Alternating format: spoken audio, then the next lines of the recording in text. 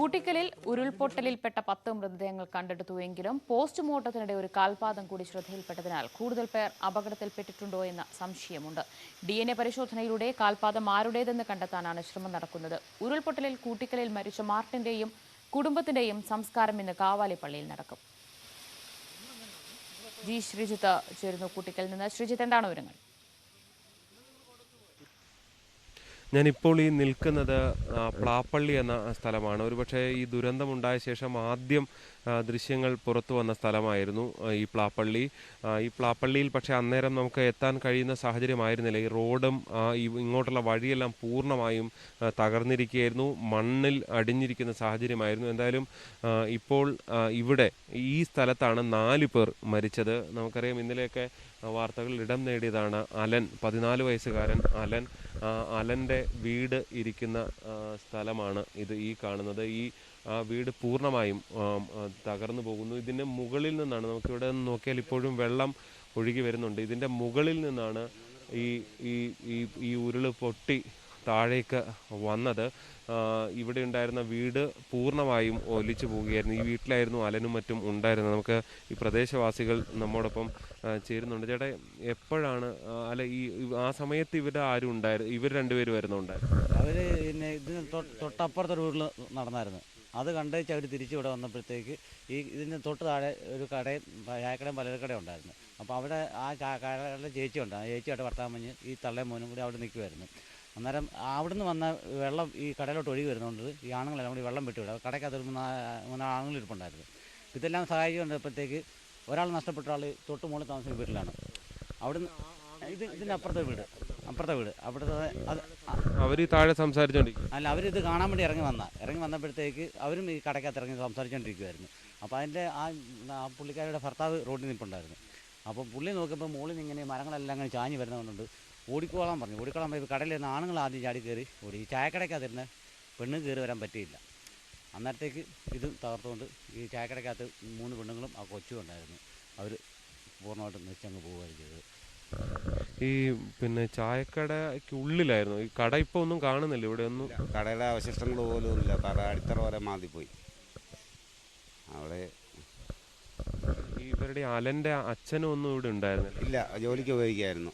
മൂത്ത കുട്ടി വല്യമ്മയും കൊണ്ട് ആശുപത്രിയിലും പോയിരിക്കുന്നതായിരുന്നു. അവർ തിരിച്ചു വരുമ്പോഴത്തേക്ക് ഇതെല്ലാം കഴിഞ്ഞിരുന്നു. അവരിന്നിപ്പോൾ ഇവിടെ ഇല്ല. ഞങ്ങളുടെ പഞ്ചായത്ത് വൈസ് പ്രസിഡന്റ് വീട്ടിൽ 2 ദിവസമായിട്ടുണ്ട്. ഇവരുടെ ഒരു ഇവിടെ വേറൊരു കാല് കണ്ടെത്തി എന്ന് പറയുന്നുണ്ട്. ഇവിടെ ആരെങ്കിലും കാണാതായി? ഒരാളെ ഇവിടെ നിന്ന് മിസ്സായിട്ടില്ല. ഫോറൻസിക് വിഭാഗം മെഡിക്കൽ കോളേജിൽ നിന്ന് പറഞ്ഞ് ഈ ബോഡിയുടെ കൂട്ടത്തിൽ 40 വയസ്സിന് മേൽ പ്രായമുള്ള ഒരാളുടെ കാൽപാദം വന്നിട്ടുണ്ടെന്ന്. പക്ഷേ അങ്ങനെ ആൾ ഇവിടെ നിന്ന് കാണാതായിട്ട് ഞങ്ങൾക്ക് യാതൊരു വിവരങ്ങളും ചുറ്റുവട്ടത്ത് ആരും മിസ്സായിട്ടില്ല. പിന്നെ വെളിയിൽ നിന്നെങ്ങാനും ആരെല്ലാം നടന്നു വന്ന് ചായക്കടക്കകത്ത് കയറി ചായ കുടിച്ചിരിപ്പുണ്ടായിരുന്നോ എന്നും അറിയത്തില്ല. ഇവിടെ താഴെ കുറെ താഴെ നിന്നല്ലേ ഈ മൃതദേഹങ്ങളെല്ലാം? 1.5 കിലോമീറ്റർ അകലെ നിന്നാണ് മൃതദേഹങ്ങളെല്ലാം കിട്ടിയിരിക്കുന്നത്. ഇതിൽ ഈ 5ാമത് ഒരാളുടെ സാന്നിധ്യം എന്ന് പറഞ്ഞാൽ ഞങ്ങൾ കണക്കൂട്ടുന്നത് ഒന്നെങ്കിൽ ഇത് പൂഞ്ഞാറിൽ ഇറങ്ങി വരുന്ന റോഡാണ്. ഇതിലെ പൂഞ്ഞാറിന് പോകാൻ വന്ന ആൾക്കാരോ അല്ലെങ്കിൽ പൂഞ്ഞാറിൽ നിന്ന് വേന്തേറിലേക്ക് പോകാൻ വന്ന ആൾക്കാരോ ആരെങ്കിലും ആയിരിക്കും. അല്ലാണ്ട് ഇവിടെ ഈ ചുറ്റുവട്ടത്തൊന്നും ആരും മിസ്സായിട്ടായിട്ട് ഞങ്ങൾക്ക് അറിയില്ല. ഇവിടെ ആരെങ്കിലും ഉള്ളതായിട്ട് നിങ്ങൾക്ക് ആർക്കും അറിയില്ല? ഈ ഇതിൽ ആരും ഉള്ളതായിട്ട്, ഇങ്ങനെ പുറത്തുനിന്ന് ഒരാളുള്ളതായിട്ട് ഞങ്ങൾക്ക് ആർക്കും അറിയില്ല. എന്തായാലും അതാണ് ഇവർ പറയുന്ന ഒരു വിവരം. ഇവിടെ എന്തായാലും ഈ തിരച്ചിൽ ഇന്നലെ ഈ ഭാഗത്ത് ഇല്ല, താഴെ ഭാഗത്ത് ഒരു 1.5 കിലോമീറ്റർ താഴെ ബോഡിയെല്ലാം കിട്ടുന്നത്. അവിടെ നിന്നാണ് കിട്ടുന്നത്. അതായത് കൃത്യമായി പറഞ്ഞാൽ ഇവിടുന്ന് മുകളിലേക്ക് നിന്ന് ഉരുൾ പൊട്ടുന്നു. അത് നേരെ ഇതൊരു വളരെ താഴേക്കുള്ള ഒരു മലഞ്ചെരുവാണ്, നമുക്ക് കാണാൻ സാധിക്കും. നേരത്തെ ഇവർ ചൂണ്ടിക്കാട്ടിയത് തന്നെ ഈ ഭാഗത്താണ്, അതായത് ഏതാണ്ട് ഈ ഭാഗത്താണ് കട ഉണ്ടായിരുന്നത്. ഈ ഭാഗത്തുണ്ടായിരുന്ന കടയിൽ ഇരുന്നവരാണ് ഈ അലനും അമ്മ സോണിയും സരസമ്മയും ഒക്കെ ഉണ്ടായിരുന്നവർ. ഈ ഭാഗത്ത് ആയിരുന്നു ഉണ്ടായിരുന്നത്.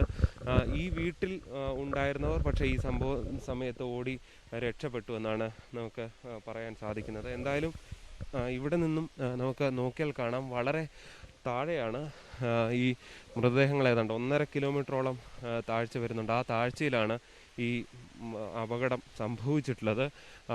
ഇതിന് നമുക്ക് തൊട്ടടുത്ത് നോക്കിയാൽ കാണാം, ഇത് ഏതാണ്ട് പൂർണ്ണമായും ഇതുപോലെയുള്ള വലിയ മലകളാണ്. തൊട്ടപ്പുറത്ത് തന്നെ ഒരു ഉരുൾപൊട്ടൽ ഉണ്ടായതിൻ്റെ സ്ഥലത്തെ ദൃശ്യങ്ങളാണ് കാണാൻ സാധിക്കുന്നത്. അതിങ്ങനെ മുകളിൽ നിന്ന് മണ്ണ് താഴേക്ക് ഒലിച്ച് ആ മല പൂർണ്ണമായിട്ട് ഒരു ഭാഗം ഇടിഞ്ഞ് വീണ് കിടക്കുന്ന ഒരു സ്ഥിതിവിശേഷവും നമുക്ക് കാണാൻ സാധിക്കും. ഇവിടെ താഴെയാണ്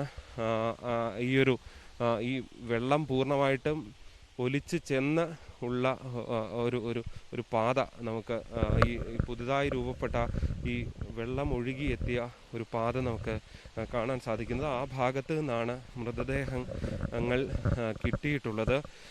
നമുക്കറിയാം ഇവിടെ 4 പേരുടെ മൃതദേഹമാണ് ഇവിടെ നിന്ന് കിട്ടിയിട്ടുള്ളത്. ഈ 4 പേരുടെ മൃതദേഹം കിട്ടിയതിൻ്റെ കൂടെയാണ് അലൻ്റെ മൃതദേഹത്തിനൊപ്പമാണ് ഒരു കാല് കൂടി കണ്ടെത്തുന്ന സ്ഥിതി വന്നിട്ടുള്ളത്. പക്ഷെ അത് ആരുടേതെന്ന് ഇവിടെ ആരും കാണാതായിട്ടില്ല എന്നാണ് ഇവിടെയുള്ളവർ പറയുകയും ചെയ്യുന്നത്. ഇതിന് നേരെ അപ്പുറത്തെ ഭാഗമാണ്. ഒരുപക്ഷെ ദൃശ്യങ്ങളിൽ കാണാൻ കഴിയുമോ എന്നറിയില്ല. അപ്പുറത്തൊരു പള്ളിയും മറ്റും കാണുന്നുണ്ടാകും. ആ ഭാഗത്താണ് കാവാലിയിൽ നടന്ന അപകടം. അതായത് ഈ മലയുടെ നേരെ അപ്പുറത്തുള്ള മലയാണ്. അവിടെയാണ് 6 പേർ അപകടത്തിൽപ്പെട്ട കാവാലി ദുരന്തമുണ്ടായത്. എന്തായാലും വളരെ അപകടകരമായൊരു സാഹചര്യം, വളരെ പ്രശ്നങ്ങൾ നേരിട്ടൊരു സാഹചര്യം. അപ്രതീക്ഷിതമായി അവരെല്ലാവരും തന്നെ അപകടത്തിൽപ്പെടുകയായിരുന്നു. അവർക്ക് രക്ഷാപ്രവർത്തനത്തിനും ആർക്കും എത്താൻ കഴിയുന്ന ഒരു സാഹചര്യം പോലുമില്ല. ഈ മലയിലേക്ക് വരുന്ന ഭാഗം തന്നെ അത്യന്തം ഭയം നിറഞ്ഞ വലിയ മലകളുള്ള മണ്ണിടിച്ചിൽ സാധ്യതയുള്ള ഒരു മേഖല കൂടിയാണ്. അവിടെയാണ് ഈ ജനങ്ങൾ ജീവിക്കുന്നത് എന്നുള്ളതാണ് എടുത്തു പറയാനുള്ളത്. എന്തായാലും ഇവിടെ ഇന്ന് അല്പസമയം കൂടി കഴിഞ്ഞാൽ കുറച്ച് താഴ്ഭാഗത്ത് തെരച്ചിലുകൾ ഉണ്ടാകുമെന്നാണ് റവന്യൂ വകുപ്പും ജില്ലാ ഭരണകൂടവും ഒക്കെ അറിയിക്കുന്നത്. ശ്രീജിത്താണ് വിവരങ്ങൾ നൽകിയത്. ഒരിടവേളയാണ്. കൂടുതൽ വാർത്തകൾക്കും വിശദാംശങ്ങൾക്കും മലയാളം.news18.com.